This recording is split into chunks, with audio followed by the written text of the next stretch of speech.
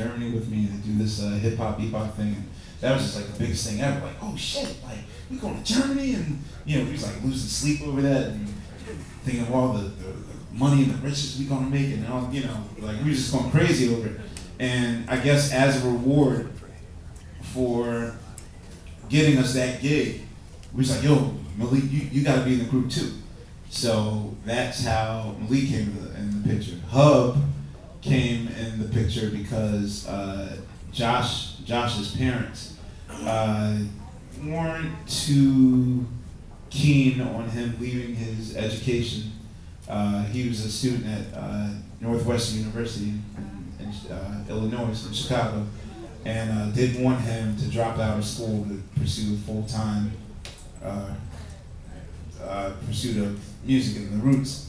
So he had to drop out, and I needed another bass player. So Josh came to us via Joe's partner, Richard Nichols, who's still my manager to this day. And then our final member was this lanky white kid that used to always sleep on Richard's floor in West Philadelphia. And he was just a walking Stevie Wonder, Smithsonian. Like, he knew all Stevie Wonder. That's all he knew. And the same way that people would make me play a breakbeat, you go up to Scott and be like, "Yo, Scott, play Tuesday Heartbreak," and then he knew exactly like the wah wah thing, the line, and all that stuff. And that's how Scott was just always around. But we didn't add him until, I'll say, the one album that probably really changed our development and to really developing the sound of the Roots, which I'll say the initial sound of the Roots was the upright bass, the drums, and the Fender Rhodes. We had heard Farside's For Better For Worse. That's my shit.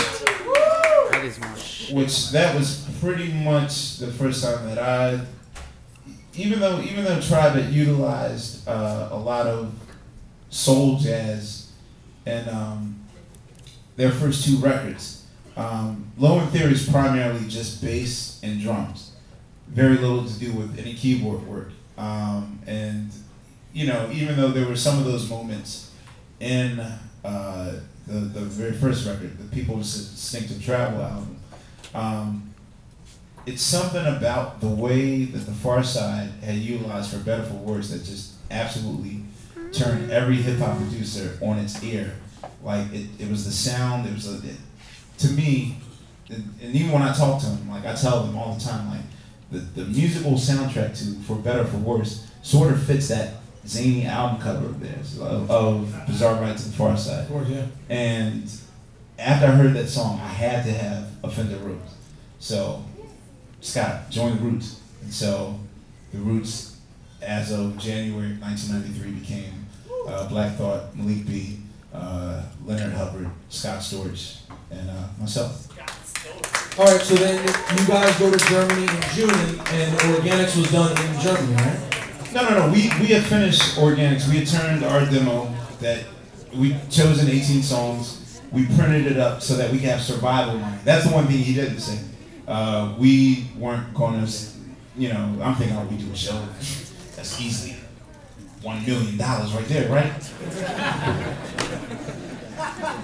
No, it wasn't. So we had printed up 1,000 copies of Organics and smuggled them into Germany without telling customs, and thank God we got past customs.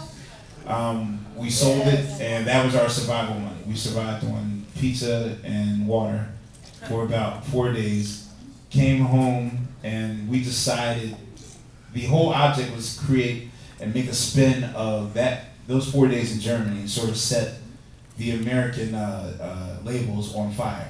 And we definitely embellished it, like, yo, I mean, yeah, we did play to a crowd of 20,000, and we did do like 2 encores, but we wanted to make it like larger than life, so we pressed back, all the newspaper clippings, and of course they couldn't read the language, so it just looks like we were actually on fire in Germany.